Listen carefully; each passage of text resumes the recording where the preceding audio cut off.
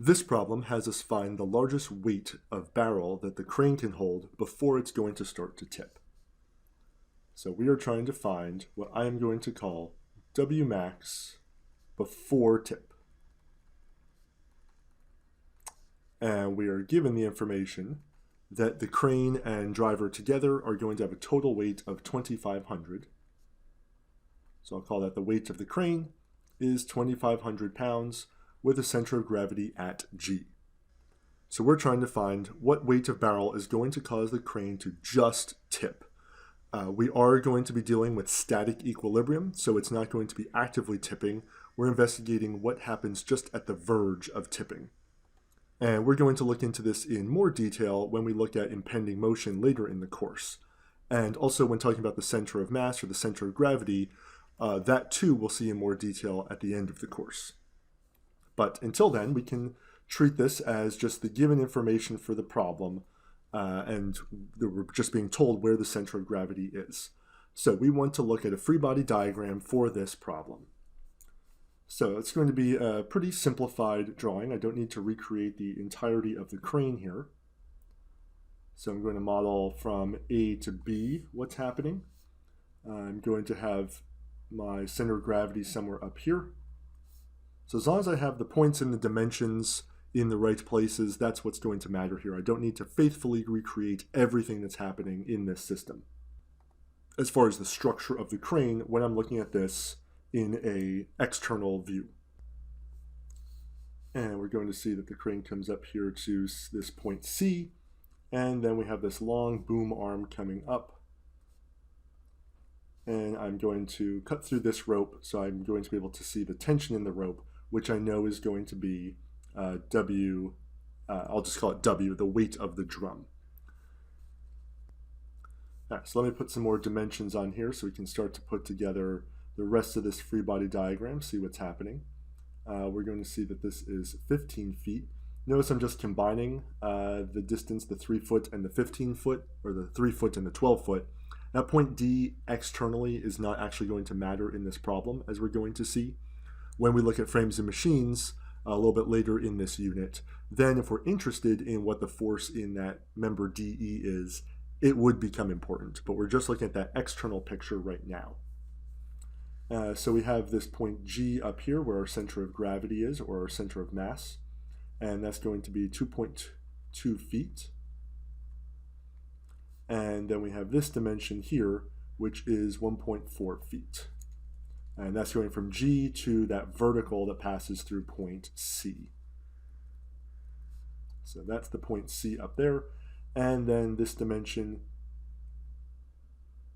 is going to be 8.4 feet. Now I will put the rest of the forces and couples that are acting on my object. I've already put the weight of the barrel, W, which is what ultimately I need to solve for. So I need to see what else is acting on this. I have the weight of the crane, which I'm told is 2,500 pounds, acting through that point G. So I will put that down. I'll make this a little bit nicer to read here, 2,500 pounds. And now I have my reactions. So notice in this picture, I am not including the floor. I'm removing the floor and I'm just keeping as my object the crane itself with the wheels, and I'm cutting through that rope so I can see the tension in the rope. That's what that W is. So since the floor is not part of my object of interest, I need to model what the floor does to my crane, specifically here the wheels at A and B. So the floor is preventing the crane from falling in what I'm going to be calling the Y direction once I put now my coordinate system up. So the crane cannot move really specifically in the negative Y direction, so the floor must be pushing up on the crane to prevent that motion. So at point A, where that wheel is in contact with the ground at that single point, I'm going to have a force I'll call A, the reaction force, the normal force. And at B as well, it can't move in that Y direction, so I'll have that force vertical B. Now it doesn't say anything about the friction between the wheels and the ground. I'm going to assume it's 0 in this problem. We haven't dealt with friction yet. We'll do that later in the unit 3. But for right now, I'm going to ignore the friction force between the wheels and the floor, which would give me a force that's parallel with the floor. But definitely there's this normal force of the floor pushing up on my crane. So looking at the diagram here, I have the weight force down, 2,500 pounds. I have these two normal forces up, A and B, and then I have the weight of the drum pulling down, W. And notice in the free body diagram, I'm not yet using the information about tipping because this free body diagram is going to be good for any system, any scenario where I'm in static equilibrium. So we're going to, later in the equations, think about what does this crane tipping mean for the problem. But the free body diagram, it's not going to come into play yet. So I can write my three equilibrium equations since I have a 2D rigid body free body diagram. I will begin by summing forces in the X, as is my usual operating procedure here. And if I look at the free body diagram, actually, because we're ignoring friction at the wheels, no force has an X component. So my sum of forces is 0. So I have here that 0 equals 0. That is true, which it must be. So this equation is still good. It's still correct. It just doesn't really add any information. But always, if we're in static equilibrium, the sum of forces must be 0, as well as the sum of moments about a point, as well as the sum of forces in the y direction, let's say. So it's a good check. It just didn't add any value to my system. But if I look in the y direction, since I'm in static equilibrium, it must sum to 0. I will have A pointing in the positive y, minus the 2,500 pounds from the weight, plus B minus W. In equation 2, then, I have three unknowns, and effectively I only have one linearly independent equation right now, which is 2. So I have three unknowns, one equation. So I will go on and I will write my third equation, which will be the sum of moments about any point I choose. Any one point I choose must sum to 0. So here at A and at B, I have those two unknown forces at the moment pointing up. I also at point F, if I label it here, have that force W. So A, B, or F would be okay places to take the moment about. I decided here to take it at A. We're going to see in retrospect that's not necessarily the best place algebraically to do it, but again, it really won't matter because the equation we develop is still going to be true and mathematically still useful to us. But we're going to see that probably taking it at B would have been better, but let's see what we get here. So the benefit of taking it at A is that A now does not appear in this equation since its line of action passes through point A. Now I'm using, just be careful here, I'm saying there's a force A and then there's point A, and they are distinct things. So force A does not contribute to the moment about point A. So if we move to the right, we have that weight force passing through point G. So that's going to be a 2,500 pound force times a distance of 2.2 feet. Everything here will be in base units of pounds and feet so that all of my units are consistent. And if I look around point A, that is going to be causing a clockwise negative force because we are going to operate under positive being counterclockwise. So that 2,500 pounds causes a negative moment around point A. I'll move to the right some more. I have point B here, and B is going to be a distance of the 2.2 plus 1.4 plus 8.4 is 12. So 12 feet from A is its perpendicular distance, and it causes a counterclockwise or positive moment around point A. And finally, I'm going to have my last force W, and its perpendicular distance from A. I'm going to be looking at this distance because it is the horizontal distance. That's the one that's perpendicular to W. Well, I have to go first from A to C, so I'll kind of split it here. From A to C, that distance is the 2.2 plus 1.4 is 3.6. Then I have to go from C horizontally over to F. That is going to be 15 cosine 30. And this is going to be causing a negative moment around point A. and that's my sum of moments around point A. If we look at equation 2 and 3, those are the two linearly independent equations. We have all three unknowns, A, B, and W, still remaining. So we have two linearly independent equations, but three unknowns right now. So we don't have enough equations to solve our system. However, we haven't used yet that we are looking for what W was the maximum W for the crane to just be about to tip.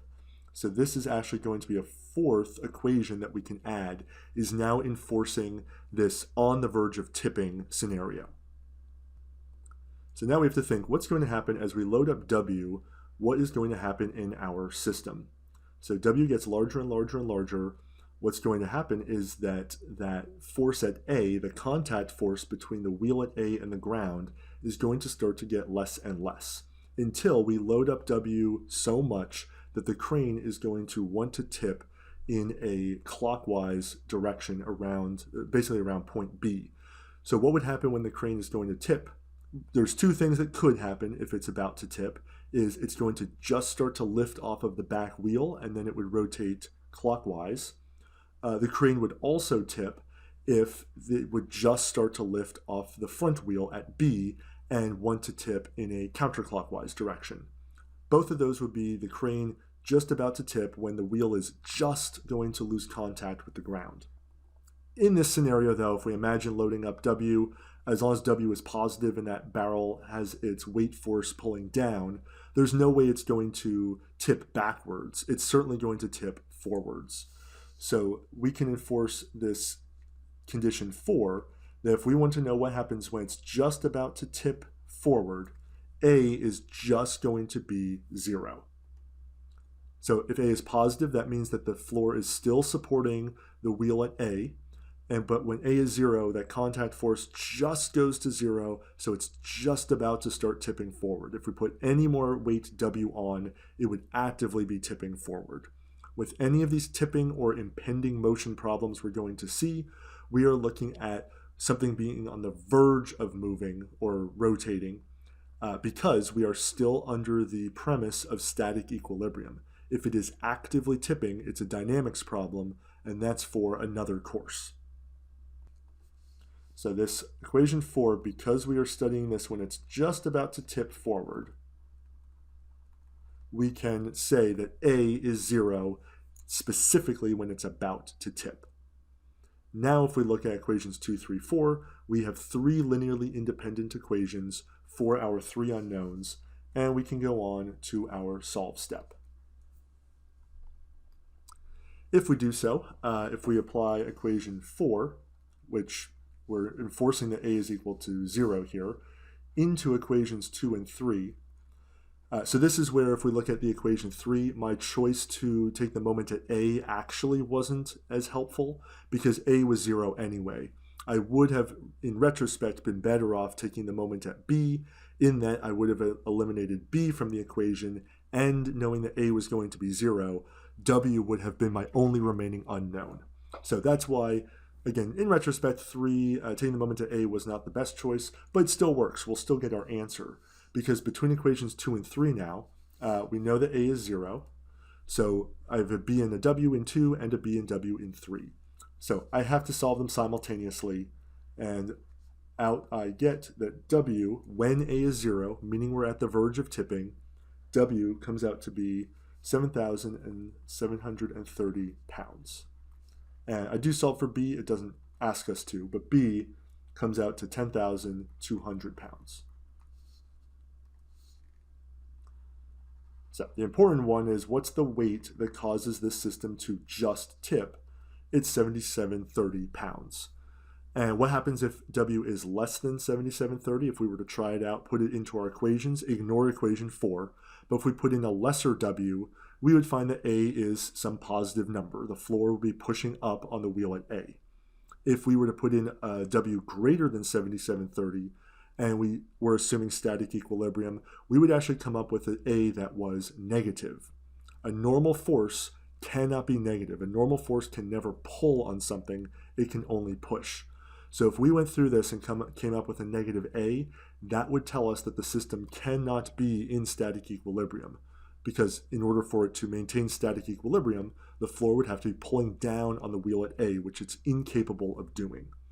So under these scenarios with A at 0, B becomes positive, or B is positive, and we get that weight force of 7730 on the drum for it to just be on the verge of tipping.